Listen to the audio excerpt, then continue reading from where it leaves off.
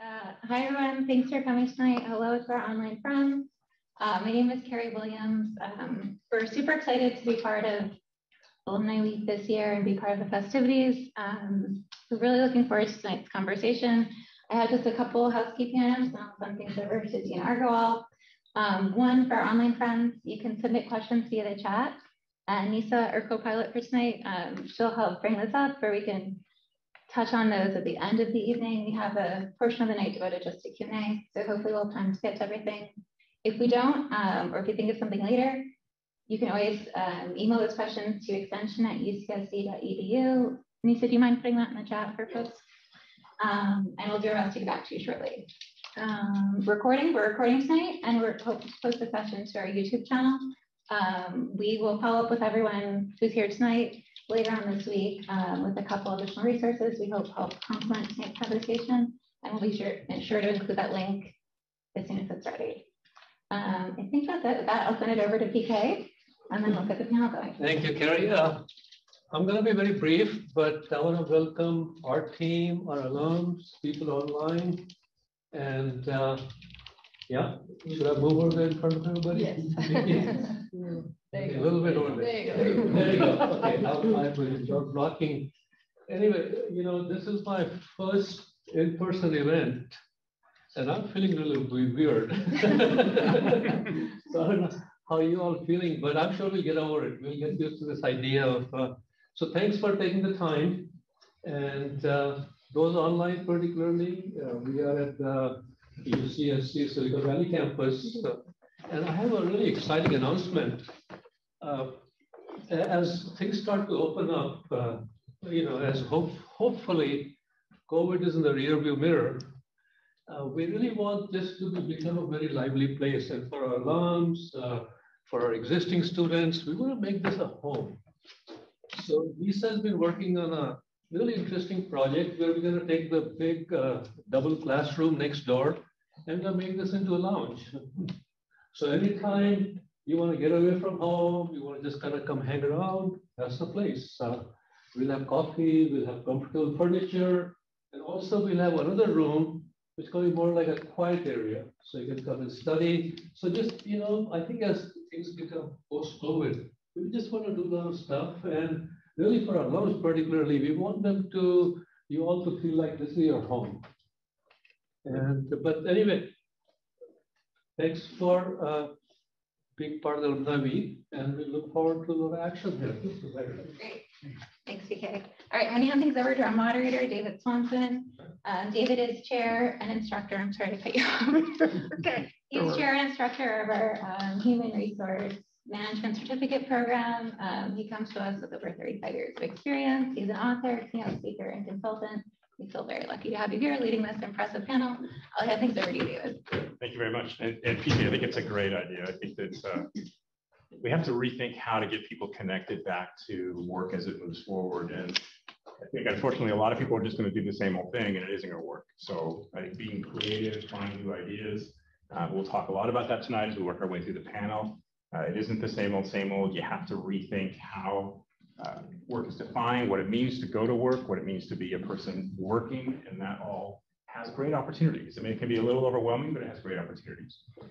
Tonight, we have 4 great panelists, actually 4.5, because Marco's joining us, so we'll call that 5. We're going to focus on what's known as soft skills tonight. Why are we doing that? As you'll hear from each of the panelists, soft skills have become a critical part of success in the workplace. It used to be that if you had the technical knowledge and you could apply that, you were okay. And that may still work in certain areas of the business, but not in any areas that have anything to do with people leadership, or people strategy. The days of just knowing how to administer a compensation program, knowing how to put together a hiring program together, or run a leadership program, those are all great. They're all core skills, but the real difference is how do you make those impactful in the business that you work for or work with? And the only way you really do that is you think about the soft skills that go with those hard skills. And that's really the secret to success going forward. So with that, let me do a quick introduction. Hsueh is an alumni of the program. She's also part of what we call our advisory board. So we have a number of people who are experienced HR people across the spectrum of HR skills.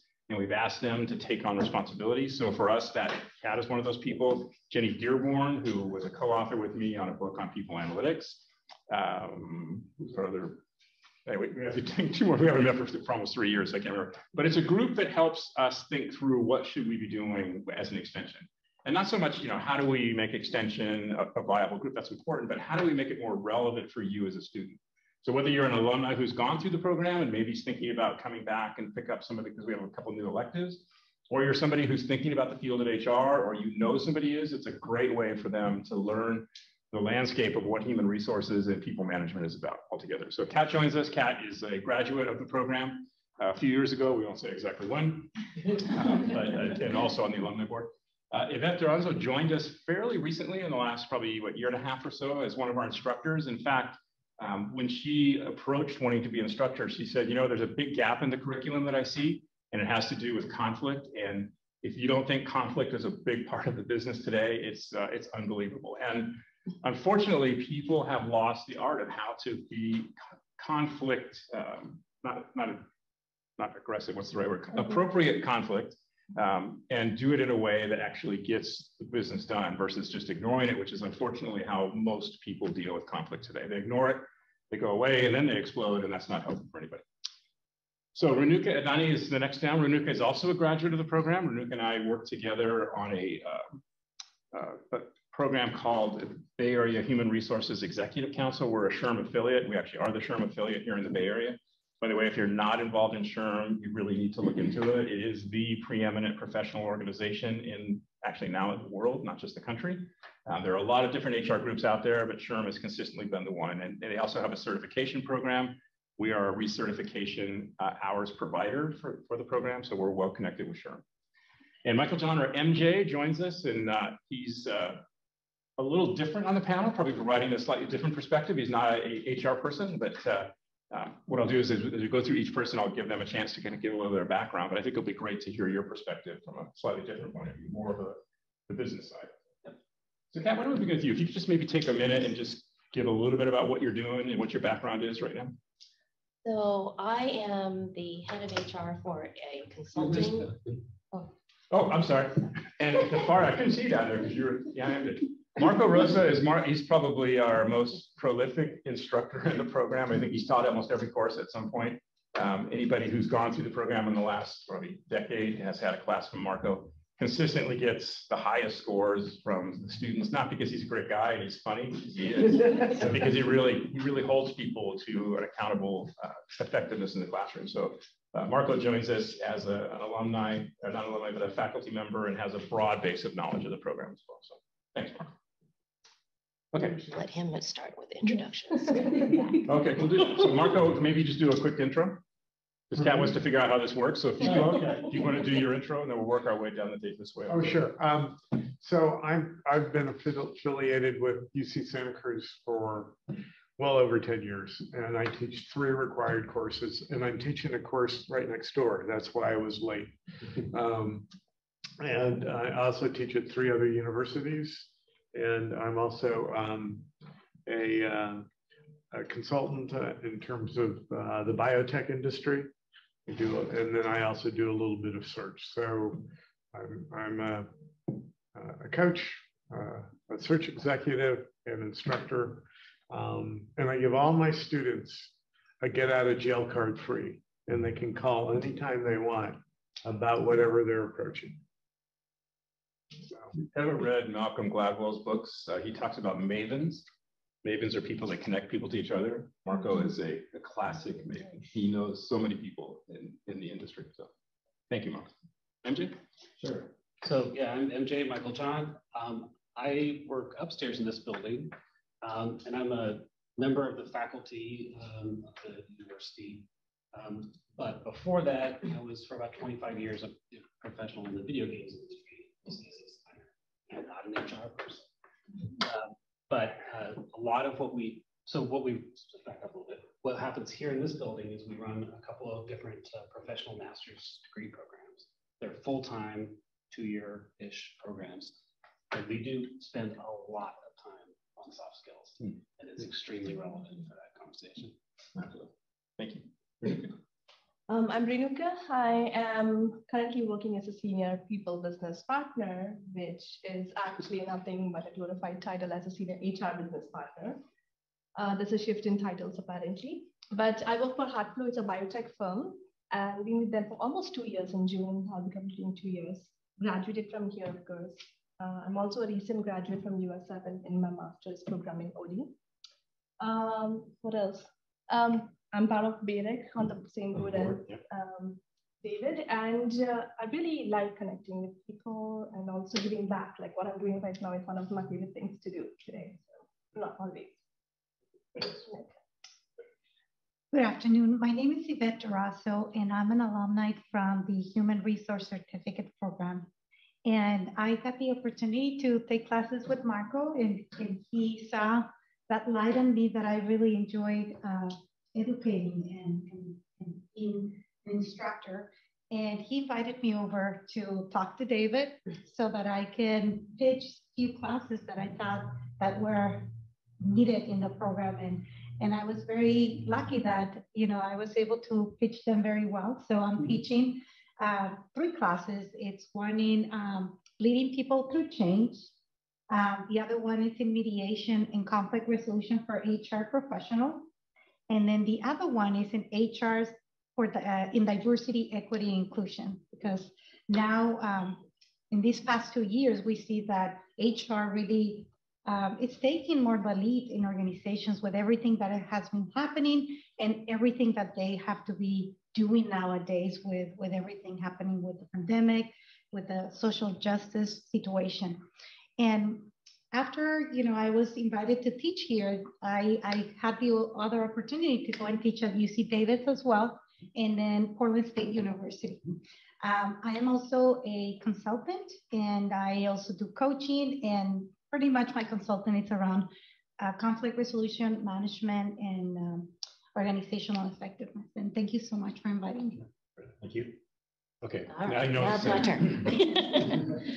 So I am an alumni of the program, and I came here because I was in engineering before. So I made a switch, a big switch, and that's been a lot of fun being in HR. I'm head of HR for a small company right now. It's a consulting firm that focuses on internal communications for large companies.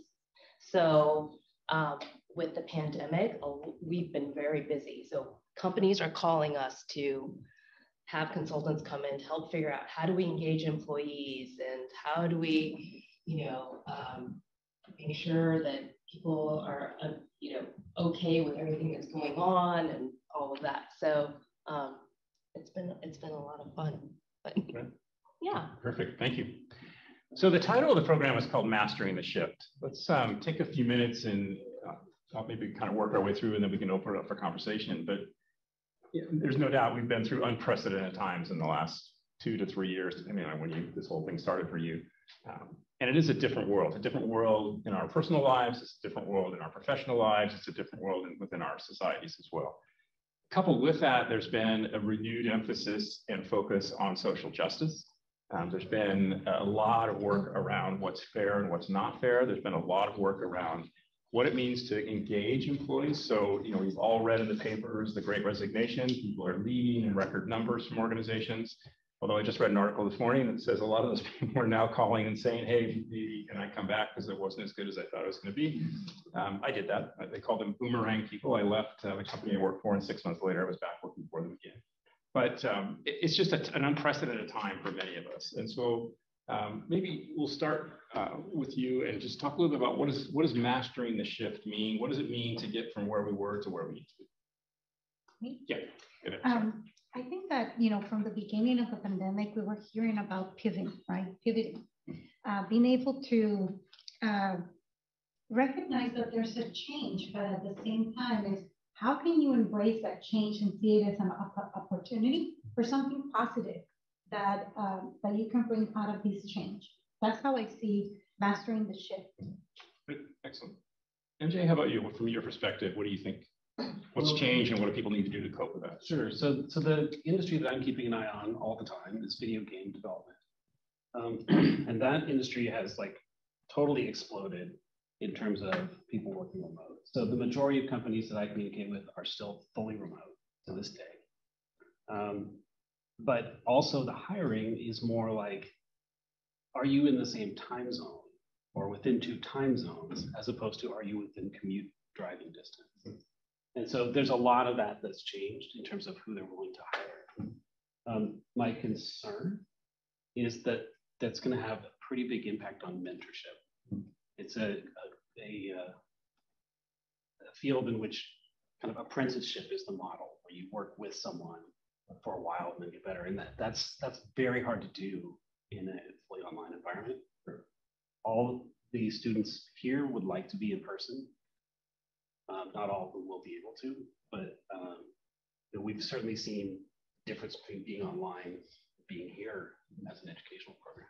So it's a great number of new opportunities for people that are, it's a little iffy for people that are a little bit more junior. Good insight. So, got anything you'd add to that? I think flexibility is so key.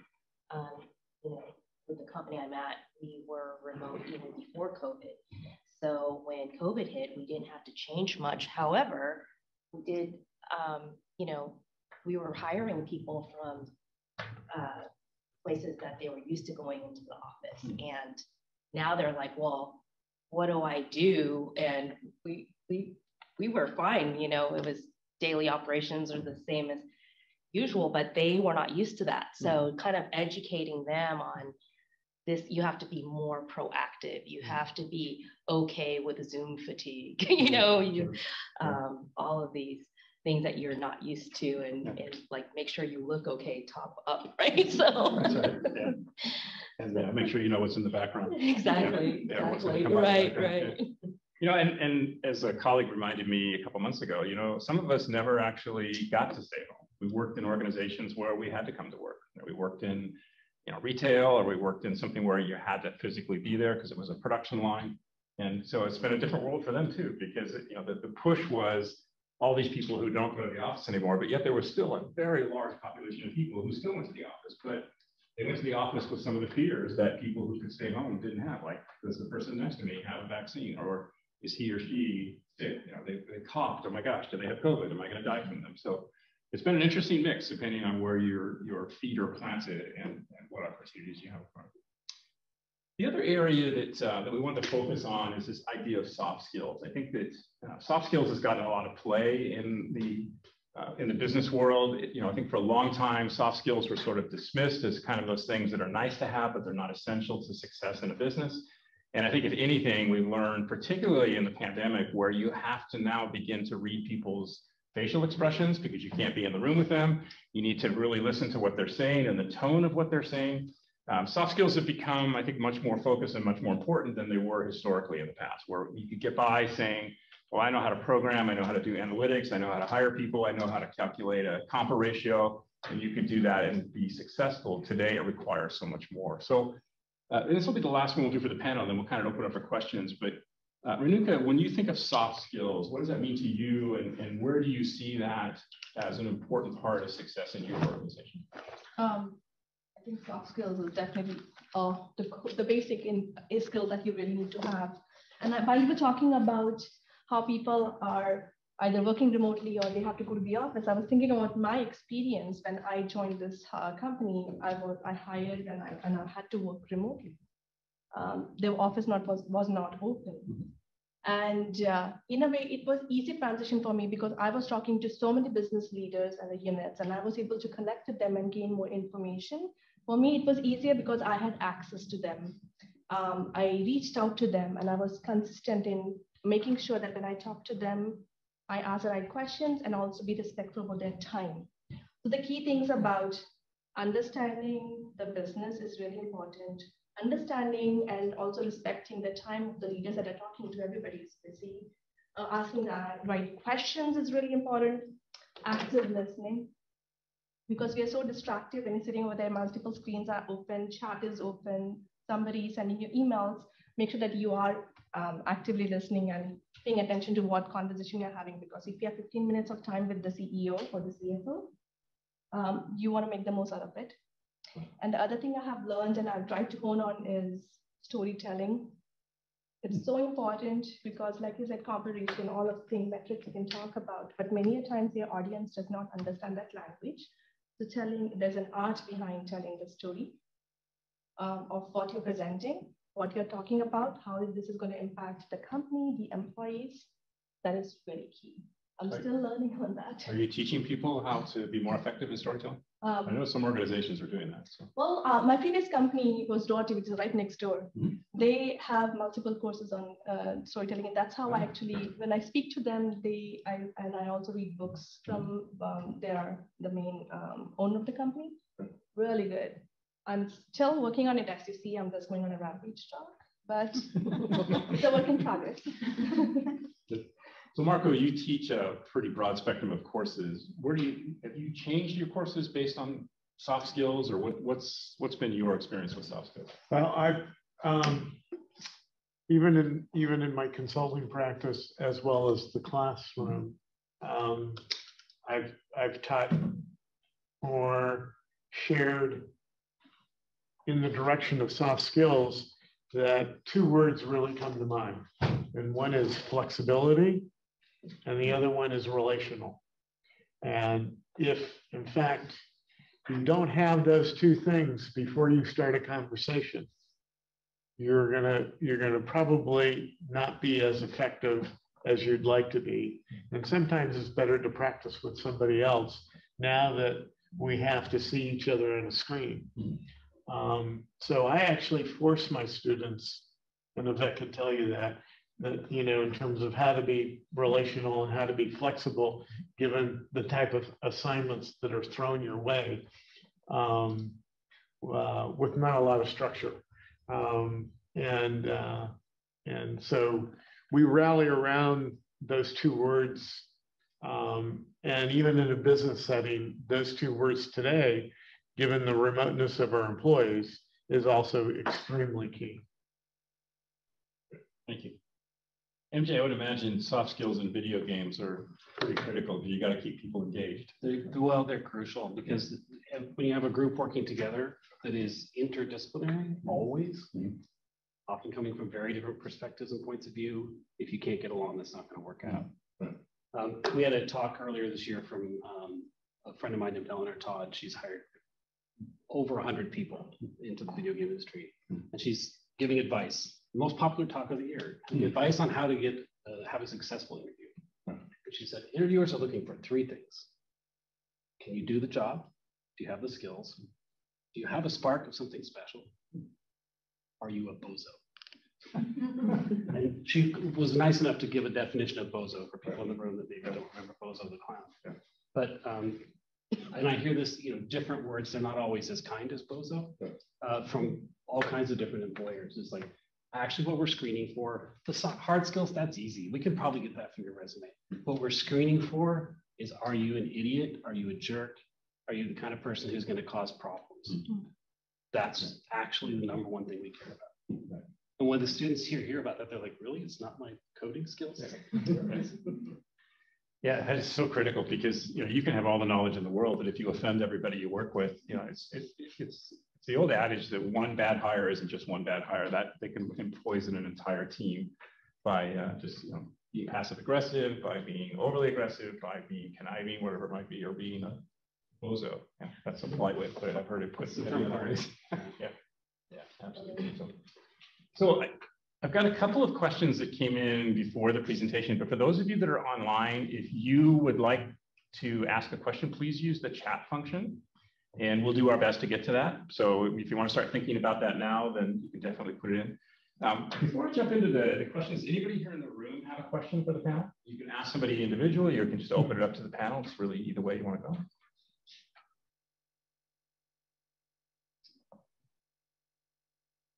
Okay, so it's a good thing we have some prepared questions. So great question that came in just before is, what makes some soft skills more important? For example, emotional intelligence. So EI has been a term that's been around for quite a while. It's now EI plus AI. I mean, there's all different kinds of acronyms that are out there. But what makes things like emotional intelligence more important maybe than even creativity or technical knowledge. Anybody on the panel want to tackle that one? Before I call on someone? I can add to that. Great, thanks.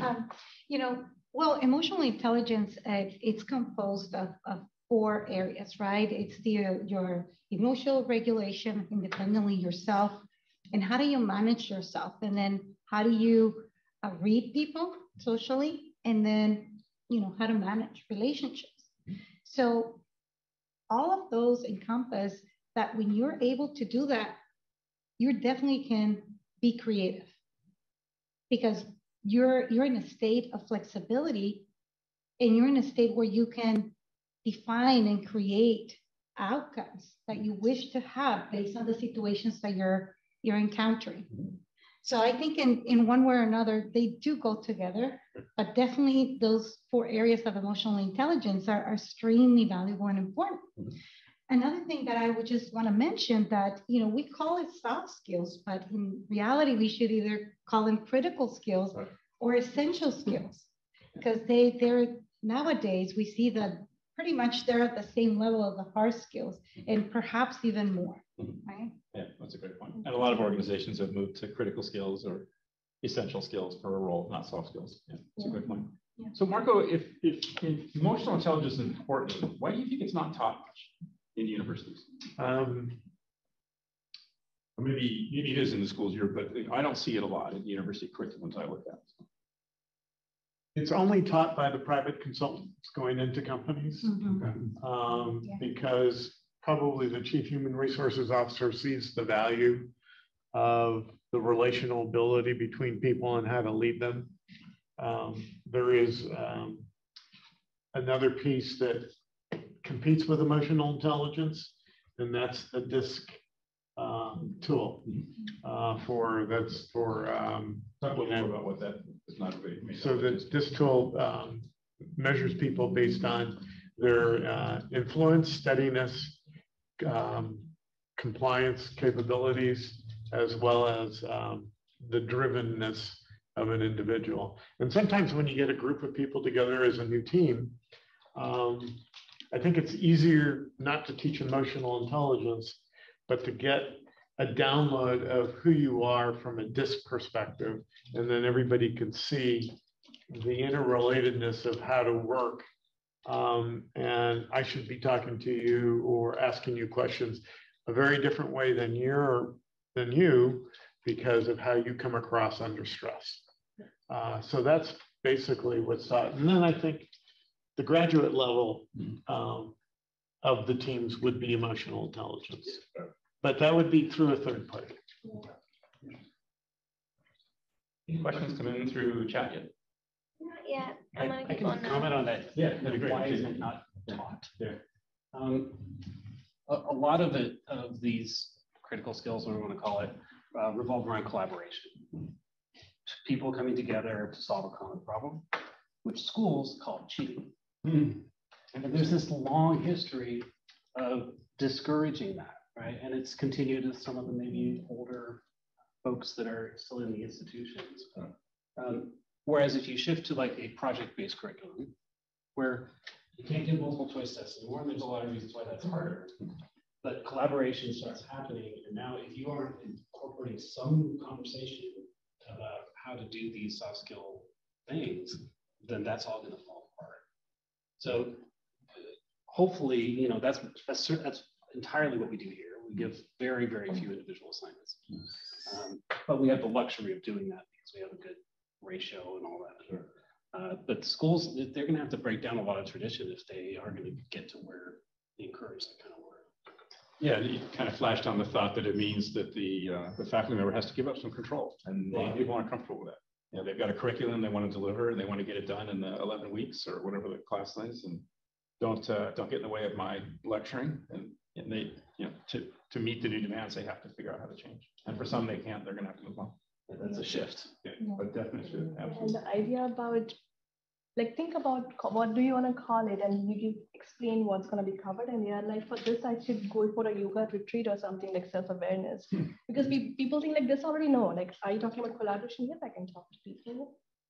But the whole idea is understanding the self-awareness that you mentioned, what motivates you, what drives you, what are the things that you struggle with? And also communication is so important, knowing when you struggle and asking for help. People can't even ask for help these days, thinking that if I ask for help and tell them that this is where I'm struggling, this could be construed as a weakness. So being self-aware, acknowledging what you're not good at it, keep working on it, but also build on the strengths that you already know that are your core skills that you can take advantage of in your work life.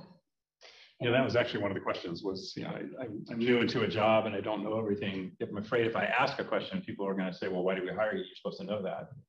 So getting past that fear. It's not, I wanted to add too that, I was reading a couple of months ago that there was, they are barely recognizing that one of the leading consulting companies, I don't remember whether if it was Deloitte or McKinsey and Company, they did a study and they went out and informed a lot of organizations that performance was the most important skill to have.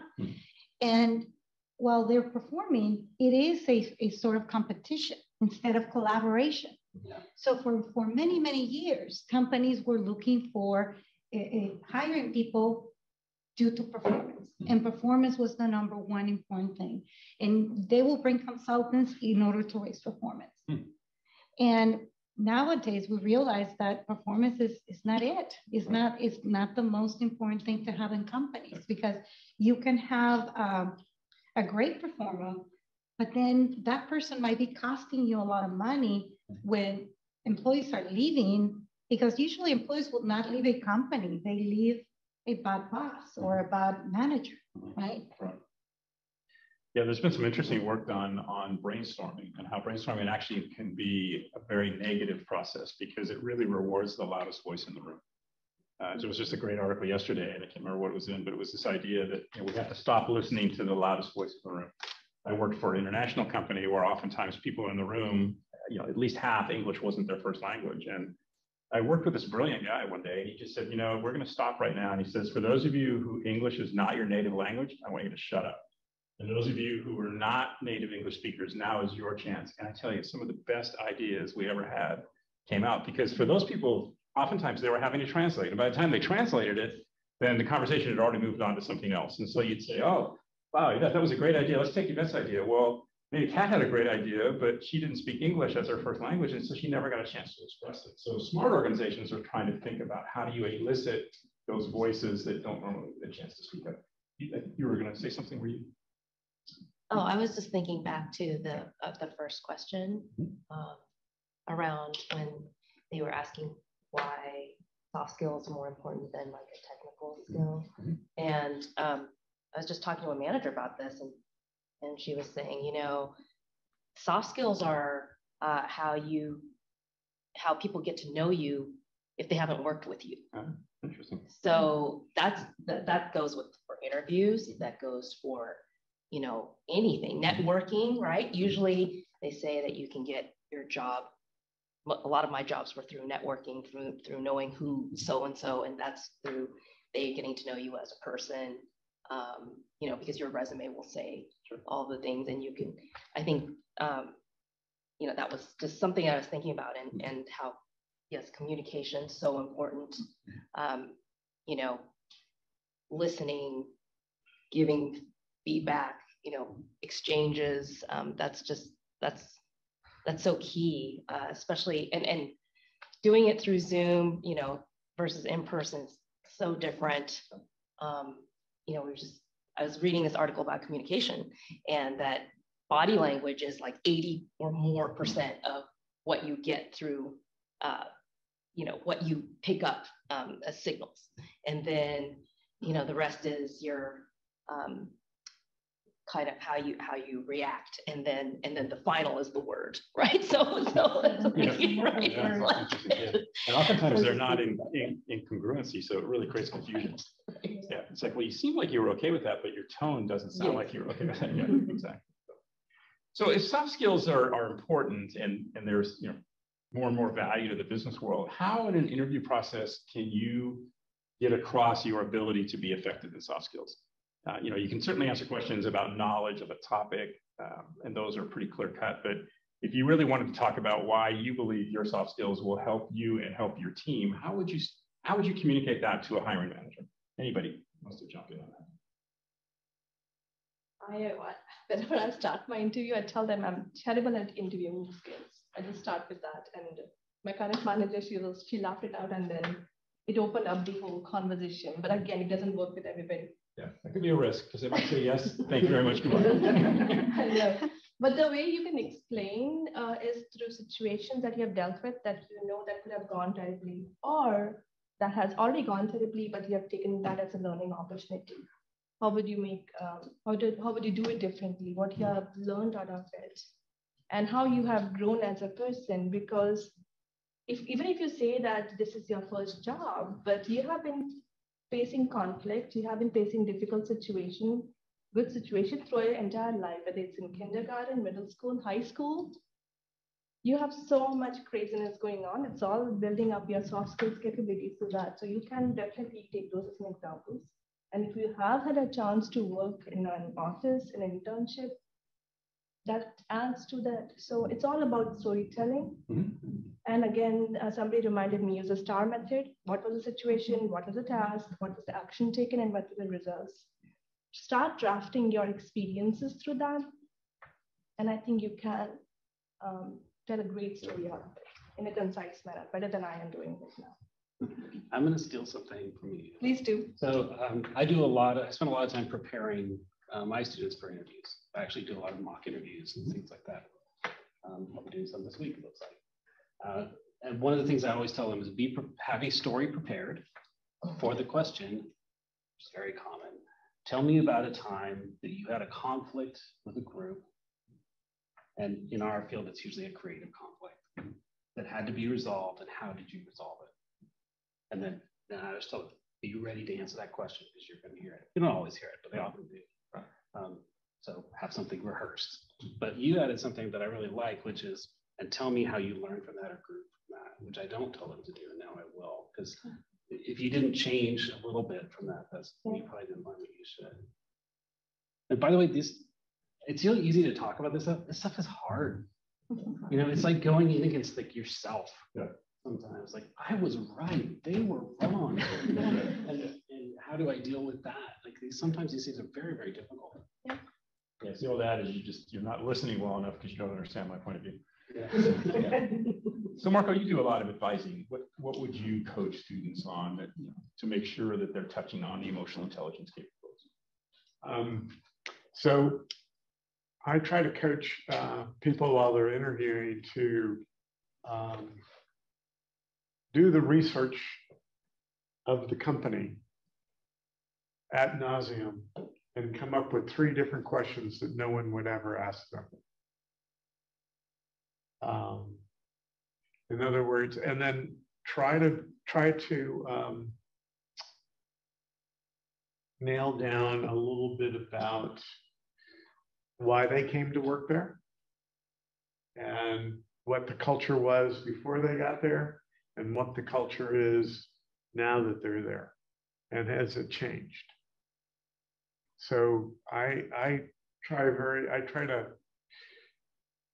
to suggest to other people to ask questions that they're not expecting. And by doing that, you need to do a little bit of research irrespective of the type of job that you might be applying for.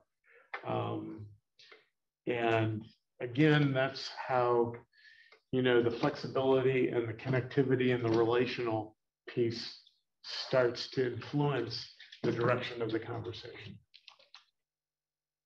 I used to ask, tell me how your last job changed as a result of you being in it. And I tell you, that was a tough question for a lot of people.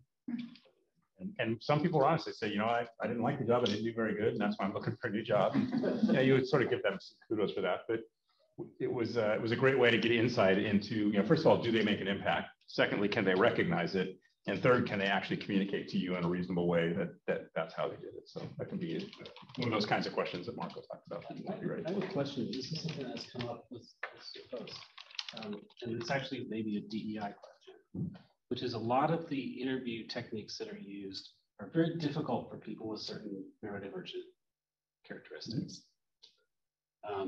And I just watch them struggle. And I say, that's not fair. That's not who that person is. And I'm wondering if there's like, in the HR world, is there thought about how to change interview processes around neurodivergent? Any thoughts on that from the panel? Well, I add to the class SEAT. It's a nonprofit organization that it's in Oakland, and I collaborate with them a lot because they actually have developed a mediation program around how to, work with diversity. And I usually use one of their videos as to how to teach someone to understand about pronouns, for example. And I bring that into the classroom when I teach the HR DEI class, so that we also remember that we need to equip ourselves and learn how to, say different pronouns and how to be respectful to other people when we don't know or how to ask to know exactly how they would like to be addressed. So yeah, that's very important. Okay. I mean, specifically what I was thinking about is like people with, let's say, Asperger's. Yeah. Okay. And in the interview environment, that can be really, really tough. But get that person in the workplace, they're going to be fine. Yeah. So is there a way or a trend toward how to kind of wrap around that? It's hard also, right? Yeah. Because not everybody discloses. Sometimes you assume, and also sometimes when you assume, it could be wrong as well. Sure. Right? But again, the soft skills or the essential comes in like reading your audience, reading your room, trying to see if the other person is struggling, give them space and time to process the question and answer back, ask if they need more time. Do you want to come back to this question? That whole idea actually has to be coached to all the managers as well. Every interview manager, and anybody from the team, whether it's manager or a team member, they have to be coached and trained on certain areas. And if they are not sure, they said, okay, I think we can reschedule, let me know if it works, but be respectful. That's what I was getting at. Yeah. There's to kind of be more specific to your question, MJ, there is a program called Autism at Work, which a number of leading companies here in the Valley have been involved in over the last 5 or 6 years. And the company I worked for, SAP, was one of the original companies in. And what the company realized is there were people in certain jobs that were excelling in ways that nobody else in the organization could. So for example, software is a big part of what SAP is. And so they found that some of the best test engineers were people who turned out to be in the spectrum because they could see pattern variation like no one else could see. And then one day, the person who ran contracts said, I have this person working for me. They've been working for me for, 6 years. And most people ask 6 months because it's pretty not mind-numbing work reading 500-600 page contracts. And he said, this person can read the number 629 on page 3, and on page 623, they can read 320. And they'll see the difference and they'll remember that from like 300 or 500 pages before. And so as a part of that, and we worked with the EED, there was just a brilliant woman that worked for the EED here in San Jose. And she said, let's come up with a new way to interview, because you can't interview people and ask, if you know anybody in the spectrum, asking them a question like, tell me about yourself. They're going to go, well, I'm wearing a blue shirt, I've got gray hair. It doesn't click for them. So and I can't remember, it was a company we consulted with, but they put together a program where in groups, they would work with Legos and they would build Legos with instructions from a kind of a facilitator. And you could observe who could figure out how to kind of take the next step, not who built the best Lego design, but how did they work with each other? And out of that, they were able to assess people who could come in. But then the really important breakthrough was they realized they had to both train hiring managers to ask different questions, but also train the teams on how to work with people who are in the spectrum. You can't just, sarcasm and humor just don't always work for some people in the spectrum. And the real plus for that is those teams actually became much more productive because they realized that by being much more straightforward and more clear in their communication, they were actually more productive as a team because they had this one person that was in the spectrum. So there are companies that are addressing that and realizing you can't, the typical interview process, those people would get weeded out in the first interview. And yet they could be extremely valuable people to your company. So, but it's one drip in a river of opportunity, because there are people with all kinds of learning disabilities, language disabilities, whatever, who you know, in a traditional interview, they're just not going to be successful. So smart companies have figured out these could be really valuable employees. We got to figure out how to find them. It was a great question. Autism at work? Autism at work is called, yeah. Yeah, it was HP and SAP and a couple of other companies were involved. The EDD was very active in it. So let's shift here. We got a few minutes left. I assume no other questions have come in? We had one comment. Okay. One of the attendees that they've been teaching here at Extension since 1989 and taught interviewing for success last Saturday, and that they noticed a huge need is to teach UCSC students how to quantify soft skills on their resume. So they're meeting with students to help them refine their resumes and quantify their soft skills in impactful ways to differentiate them as candidates for entry and mid-level HR jobs. Yes. Who is that? Oh yeah, great. Yeah. Excellent. Thanks for that insight. So let's just kind of do a shift here for the last few minutes. For people who may have graduated recently or are thinking about doing a job change, what advice do you have for kind of getting above the crowd and helping themselves stand out? And what do they need to do different today than maybe they would have done 3 or 4 years ago? Any thoughts on that? I'll just open it up to the panel. I think, go ahead. I'm talking a lot, sorry about that. But it's not just the soft skills or the technical skills, but understanding the business is really important. I've been here for 2 years now almost, and I'm still trying to learn new ways of understanding what each leader or each organization's needs are, which direction they're heading into. If you have that conversation and then you can connect the dots and you can just work beyond what you're just doing just for yourself or your team, and having the mindset of it's not the work for my team or for myself, but the work that I'm doing for my company, how it's going to impact and how it is going to affect the bigger picture.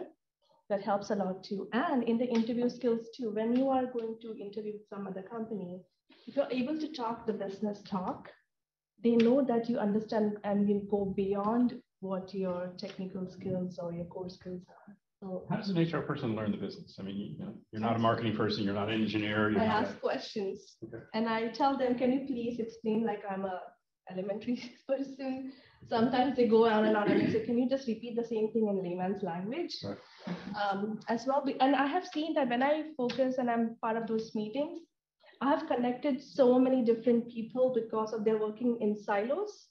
And because I'm in different meetings and I'm seeing the common conversation happening and I can see like where things can go wrong, I said, hey, I don't think I can explain, but you go and talk to this person. Maybe there's a duplication of work. Maybe you can do better. They are already using one system. You don't need to go and acquire another one and add another system to the company as well. So those kind of conversations. So when I tell my team, I'm not a typical HR business partner. I try to think like an operations officer to see how the business works and how I can partner with the different people, what their needs are, anticipate where they want to go. Sometimes we have to pull them back from making mistakes too. Thank you. Other thoughts? I was going to mention for students, if they are going to go out there and look for jobs, I think that they should take advantage of either online or going to the university where they graduated from and take advantage of the career centers. They have, not only do they have counselors in there that can help them, but they also have the assessments, the personality assessments. And if you get to know sometimes your personality assessments, then you can use that information to create the story in order to share.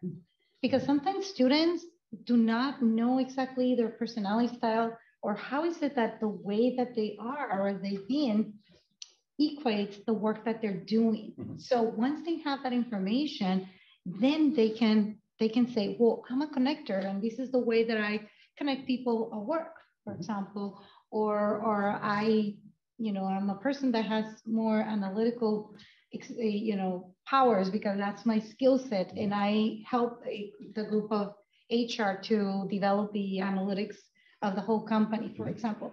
So that is something that I would recommend that would be very advantageous for any students to not only take one, sometimes you can find them online for free, the Myers-Briggs, I know that there's also an emotional intelligence one for free.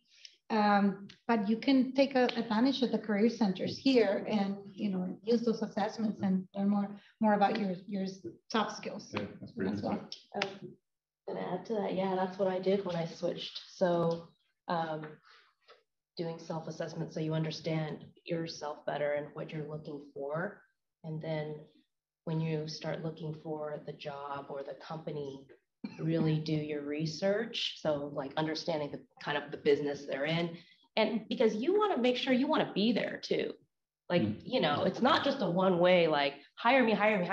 You need to, want to be there. So, check out the Glassdoor reviews, look at how are their soft skills, all of those types of, you want to land in a place that you can grow. So you don't want to be jumping around. Excellent. So let's just kind of run down the panel line, kind of last thoughts. Marco, anything you would want to leave everyone with? I get a lot of students that are graduating with their certificate and they're at a significant loss because they're in a different job than HR. And at the beginning, they really believe that no one wants them because they have no experience in HR. So I have to re-suggest in return and say, okay, pick 2 roles, go do your research, pick 2 roles that you think you would be interested in, then come back to me. And then we're going to talk about those 2 roles. And obviously, in most cases, they might be entry-level roles. But after you decide what you want to chase down, then here are the 22 people that you need to go meet. And here are the 4 meetings that you need to go in person and meet. And obviously, I forced your daughter to do that. Marco. Thank you. Got her off the payroll. Amanda Locke, who was a senior at San Jose State University, but worked and did a lot of work in a different industry other than HR.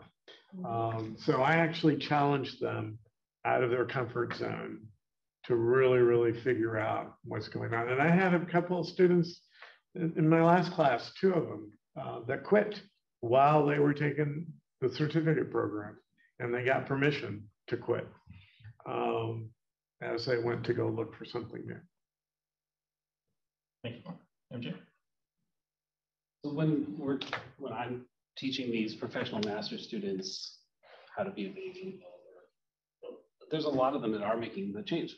Now, some of them are just undergraduates and they're going to graduate school and they want to get better, and that's great. Some of them, though, are coming from something very different. And first of all, I always acknowledge, like, this is a brave move. You're going from someplace where you were doing fine to someplace that is incredibly competitive. Like Blizzard gets usually 15 or 20,000 applications for their 10 internships in a given year. So, okay, good job. And then the other thing is, like, try to bring yourself. Like, don't do a cold reboot. So, for instance, this year we've got somebody who has been working as a professional musician for a number of years, and so keeps making rhythm games. It's like, awesome, keep doing it. We had somebody who was an architect and made like really intricate 3D manipulation products, and now has a job doing that kind of thing. So as much as you can, if you've been doing other things, like trying to bring that into next, I think is really helpful for them. Those are your strengths. Yeah, that's great. Excellent. The only thing I want to add is, I think we didn't speak about is networking when you're getting into a new job, or even if you're looking for a new job. The idea and the key thing is, when you're reaching out to a certain individual, whether it's LinkedIn or through your connections, don't say I'm looking for a job, but do some research. The person that you're trying to connect and reach out to, what are their expertise, what you can learn from them, and make those connections and contact them. Because believe it or not, many people want to give back and they want to be a mentor, they want to teach. So if you want to think about conflict management or organization development skills, or whether it is understanding any aspect that they have shown on their LinkedIn profile, say, hey, I'm seeing that you have done this. would you mind, I'm a student, I want to do some research. Can I do an informational interview with you? And they would be more than happy to do that with you. Then they'll remember, keep the connections in place. And if some job opening comes up and you connect to them at that time, they will remember you. So it's like you're building your contacts. That's how I am in my current job. People love to talk about themselves. Don't ever underestimate that. Thank you. Yvette. Well, I would add to students not also to overlook the instructors, their professors. You know, I feel that I'm just not here just to teach you, but also to find ways to help you to connect and network. Just like, you know, Marco did with me and helped me out. I also like to give back to my students. I recently was able to position one of the students in the Catholic charity.